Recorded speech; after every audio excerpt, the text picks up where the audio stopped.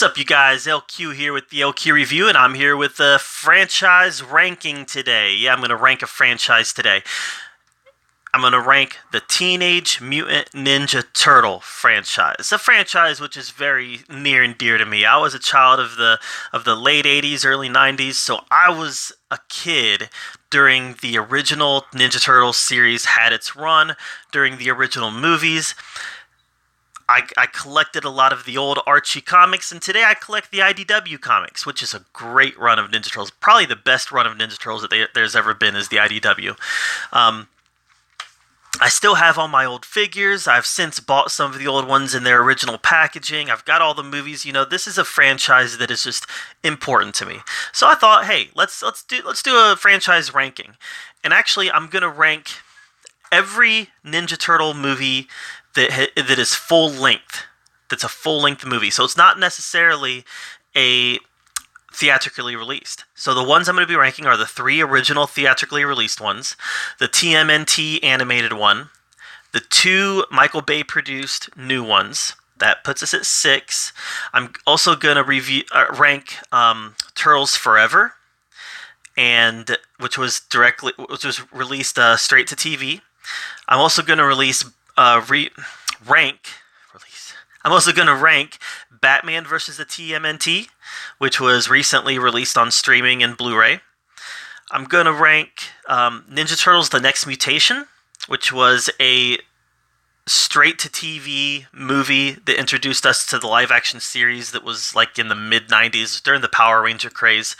And then I'm also going to include in that ranking the Out of Their Shells full-length musical concert, which was later produced on home video. So those are 10 Ninja Turtle properties that I'm going to rank that are all feature-length properties. So let's start at number 10. Number 10 is The Next Mutation.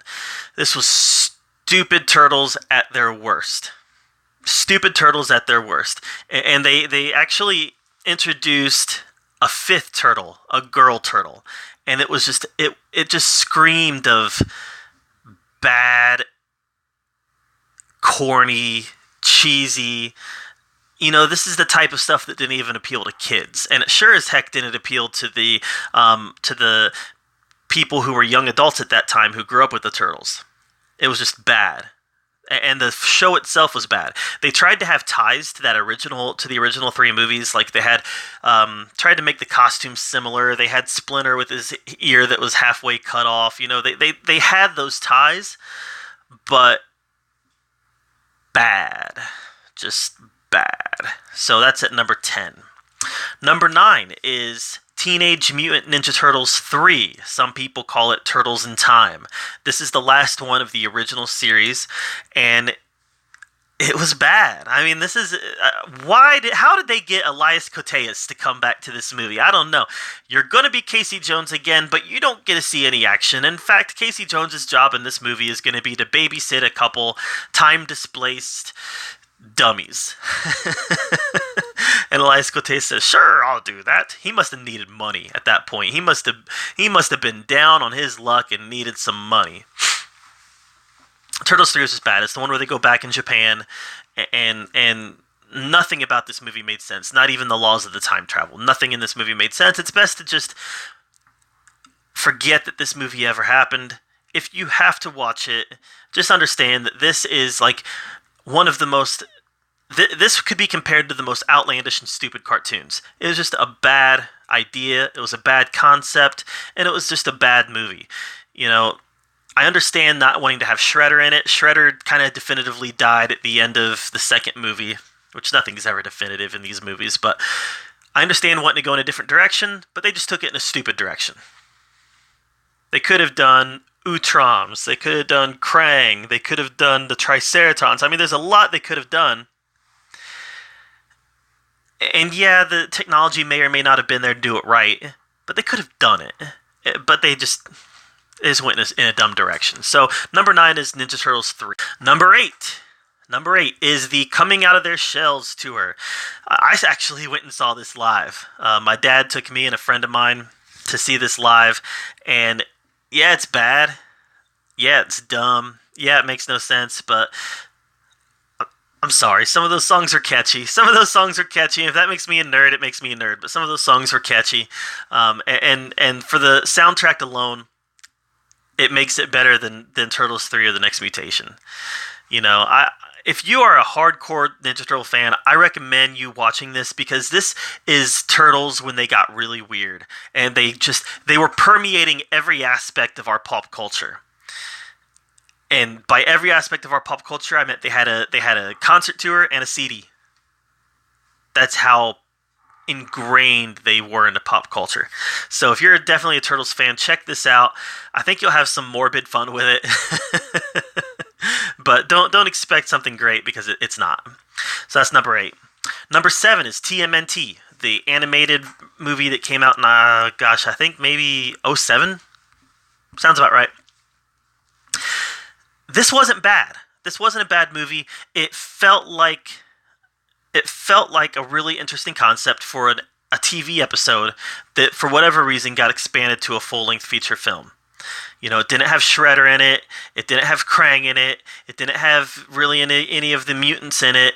This was something different. This was the Foot Clan and Karai getting monsters together. They've been around for thousands of years, and apparently nobody ever knew about them. With a Vandal Savage type character trying to round them all up is basically what it comes down to. But it was an interesting concept, and the turtles themselves were very well realized. Very well realized. This was it was a beautiful looking film. It just felt like it felt like a long episode of a really good Turtle TV show. The highlight of the movie, obviously, is the Raphael versus Leonardo battle. Raphael has been a vigilante for years, while Leonardo's been out in, solo training. So Raphael's been a vigilante, and when Leonardo comes back and learns that Raphael is the vigilante, he tries to stop him. And then obviously when he learns it's Raphael, there's conflict. There's always conflict between Raph and Leo, but this conflict actually led to a legit fight. I mean, they were legit fighting each other, and it ended with Raph winning, and Raph actually coming close to striking a death blow on Leo and pulling back at the last minute. So it was an intense, and that was the highlight of the movie. The rest of the movie was just kind of okay. It had a decent final battle, but it never really felt like it had any real stakes other than the relationships, if that makes sense. So, number 7 is TMNT. Number 6 is Teenage Mutant Ninja Turtles Out of the Shadows. This is the second movie from the Michael Bay era. And yeah, I struggled whether or not I was going to put this one ahead of TMNT, but at the end of the day, I did, because they tried really hard to make it a live-action version of the cartoon. And as silly as that is, and as crazy and somewhat asinine of an idea as that is, they actually pulled it off. I gotta tell you, they pulled it off. Shredder's not very threatening in this movie, but Baxter Stockman was kind of everything I wanted him to be. Krang was this whole load of ridiculousness that I just had a good time with. The turtles were very well realized. If you can get over their look, they're very well realized. Casey Jones was watered down and dumb in this movie. This was the worst version of Casey Jones I've ever seen. But overall, I got to give them props for trying to feel like the cartoon. Bebop and Rocksteady was in it. This was their motion picture debut. Yeah, this wasn't a bad effort. It gets a lot of slack. It gets a lot of crap, because I think mostly because it's Michael Bay produced. But it wasn't a bad effort at what they were trying to accomplish. So that is number 6. All right, number 5 is Teenage Mutant Ninja Turtles 2: The Secret of the Ooze. Probably for nostalgia reasons, it's number 5. It's not a very great movie. It's very much watered down. It's watered down in a response to the first movie. The first movie was violent. The first movie did have the turtles swearing. It had the turtles acting like teenagers, right? And there were even some mild sexual overtones in the first movie. So the second movie is very, very much watered down to a unmistakably kids movie. and that even bummed me out when I was a kid. Even when I was a kid, I could recognize, yeah, this isn't as hard. This isn't as hardcore as the first one. But there's still stuff to like. You've got the Shredder back, and he looked even more menacing with his carved up helmet. He had the using hands. We thought we were going to get Bebop and Rocksteady. Instead, we get Tulka and Razar for whatever reason. I don't know why. Probably because they wanted to separate themselves from the cartoons, which is just a dumb idea. But we did get Tulka and Razor, and they were funny. There was a lot of fun stuff to be had in this movie for sure, but everything was watered down. The violence was watered down. The Turtles' personas were watered down. April O'Neil was watered down. Shredder was watered down. Shredder wasn't menacing in this one. He was just a cartoon. Splinter was watered down. There was no hard lessons in this one.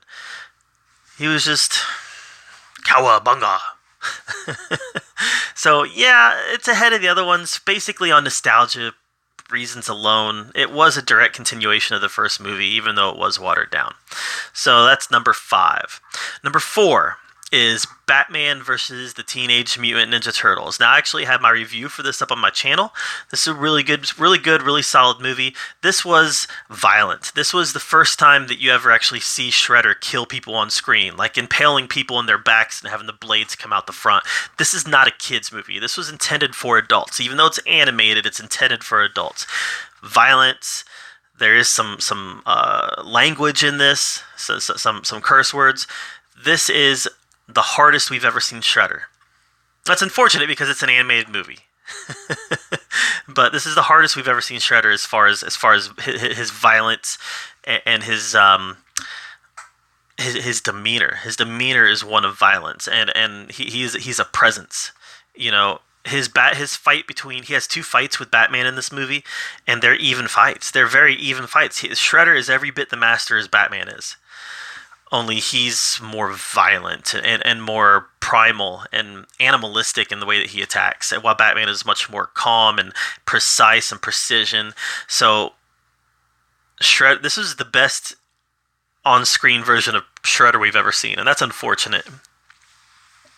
The Shredder from the first movie, the 1990 movie, is real close to this. And I actually think the one in this Ninja Turtle movie, Ninja Turtle versus Batman, I actually think he's modeled after the Shredder from the first movie. Because even the way they dress is very similar. So, Batman versus Teenage Mutant Ninja Turtles is number 4. Number 3 is the 2014 Michael Bay reboot, Teenage Mutant Ninja Turtles. I know a lot of people hate this. A lot of people love to hate on this. But I gotta tell you guys, I liked it. Other than the fact that April O'Neil was the main character and the Turtles were kind of supporting her storyline, I liked it. The Turtles, everybody has a problem with the way the Turtles look. They look like turtles, guys. They look like turtles.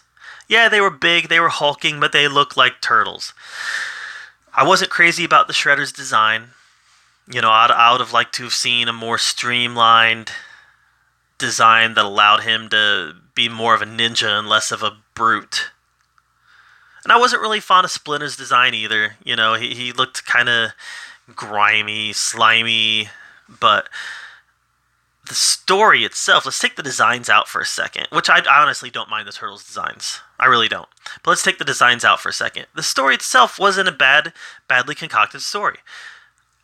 The origin story, they kind of they took a lot of liberties with the origin story, but when you get to the idea of Eric Sachs developing a formula to save everybody who's been the victim of a chemical attack, and then the Shredder, the Foot Clan, actually working with Eric Sachs to commit that chemical attack, and then having Eric Sachs save everybody to become the hero, that is an interesting story. That's kind of a syndrome story, which is interesting.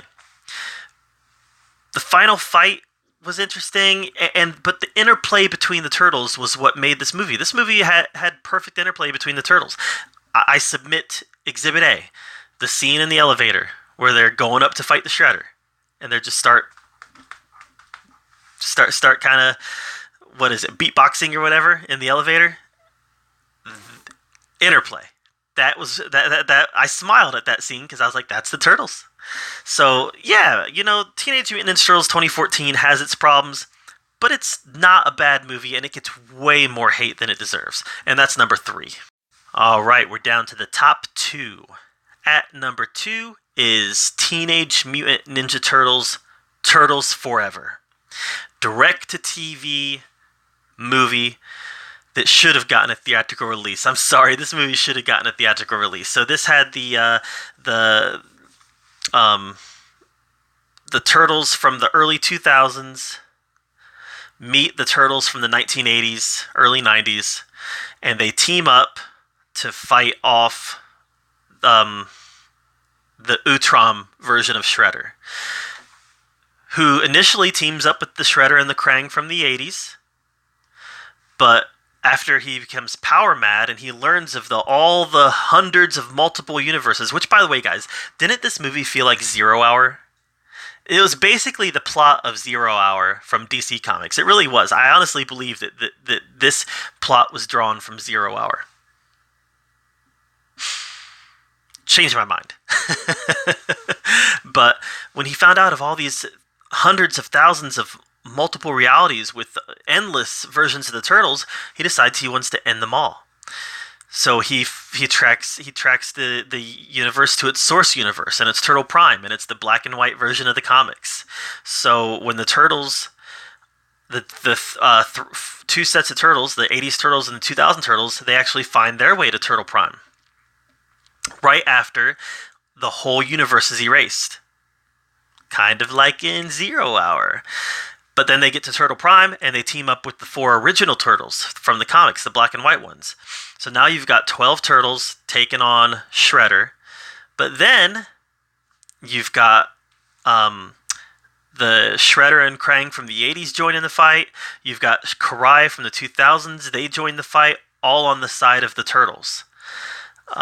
Because they learn that we can't have the universe be destroyed.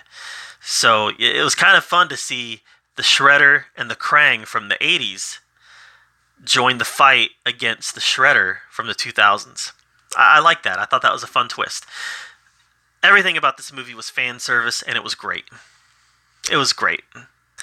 They made the 80s Turtles a little bit too dumb, a little bit too silly and unrealistic for my liking. Yeah, it was a silly time. It was a silly series. But they kind of went a little bit too far, and I think they did that to contrast because the Turtles from the 2000s were still a little bit silly. So I think they went too far on with the 80s Turtles just to create the contrast. Great movie though, the second best Turtles movie ever made. If you haven't seen it, go get Turtles Forever, and it's not a very long movie. It's about an hour and 20 minutes. Go get Turtles Forever. It is a fantastic Turtles movie, and it's at number 2. But it's not as good as the best Turtles movie. And this isn't just nostalgia talking. This is legit. I dare anybody to tell me that it's not the best. It's all subjective. I realize it's all subjective. But I seriously doubt that there's going to be anybody that says that the 1990 Teenage Mutant Ninja Turtles movie is not the best. Because it is. It is. Forget the fact that the costumes haven't aged very well. Which they've aged better than you'd think. They really have. But forget the fact that they haven't aged all that well. Let's just look at the story, guys. The story is a legitimately good story. You got these turtles trying to carve out a place for themselves in this world that doesn't want them, doesn't understand them, they are keeping their existence a secret. But they are now responding to the Foot Clan's crime wave and fighting crime. And once they put themselves out there, it's just a matter of time until they're discovered. Shredder learns of their existence long before anybody else does, and he makes it his personal mission to find them and destroy them. We get the fight halfway through the movie where he tracks them to April O'Neil's house, and it's the fight in the apartment where everything is destroyed, the house burns, the Turtles, April, and Casey Jones all get away, and they escape for their lives because the Foot Clan was there to assassinate them. This was a hard, violent movie. Yeah, it wasn't like blood flying everywhere and people getting stabbed, but for a kid's movie, this was a violent movie. and it felt real. It had an edge to it that even when I was a kid, I was like, wow, this has an edge to it, guy. It just felt that way. And then the final fight, when they finally realize, hey, we're going to come back, and by the way, Splinter gets kidnapped. And when they finally come back, and they're like, all right, we're going to track down the Foot, and we're going to save Splinter. When that finally happens, they have that final fight that starts out in the street, or starts out in the sewer, and it ends up in the street, and it goes up the building. It's a fight that just keeps on raising in levels. When they finally battle Shredder, he whoops their butt. And it was like what I wanted to see Shredder be. I didn't want Shredder to be the stupid, ignorant patsy from the cartoon. I wanted him to be the best of the best. And he was. He took all 4 of them on and beat them. And they were like, there's even a point where they were huddled up and they were like, someone want to tell him that we're the good guys? At what point do we lose control? It was just a fantastic moment at the end of this movie when they come across their archenemy for the first time. And as a fan, I was just giddy. I was like, this is the start of something special. And yeah, we were led to believe that Shredder died at the end. And Casey Jones goes, whoops! Which, by the way, Elias Koteas' Casey Jones in this movie, the best version of Casey Jones ever. He was just funny. He held his own in any fight they got in, and he had a heart to him. He had heart, and his heart was what won April over. But it also, his heart is what led to the rescue of Splinter. So Casey was great. He was actually my favorite character in this movie. But there's not much I can complain about in this movie. This movie is just a really good movie. One of my probably top 25 movies of all time. Now that is nostalgia speaking, because almost nobody's going to put this movie in their top 25 of all time. But I probably would, because of my childhood ties to this movie. But nostalgia aside, this is the best Ninja Turtle movie. It just is. So that's my ranking. Let's go ahead and recap. Number 10, The Next Mutation. Number 9, Turtles 3. Number 8, Out of Their Shells. Number 7, TMNT. Number 6, the Michael Bay produced Teenage Mutant Ninja Turtles 2, Out of the Shadows. Number 5 is Teenage Mutant Ninja Turtles 2, The Secret of the Ooze. Number 4 is Batman vs. the Teenage Mutant Ninja Turtles. Number 3 is the 2014 Teenage Mutant Ninja Turtle reboot. Number 2 is Teenage Mutant Ninja Turtles, Turtles Forever. And number 1 is the 1990 original Teenage Mutant Ninja Turtles. What do you guys think of this review? What do you guys think of this ranking? How would you rank them? Let me know in the comments down below. Maybe you think I'm completely off my rocker. Maybe you think that 2014 Michael Bay movie should be at number 10. That's okay. It's all subjective. Let me know what you think. Thank you so much for being here at the LQ Review, where we talk about all the geeky, nerdy stuff that we love to talk about. And until next time, we'll see you later.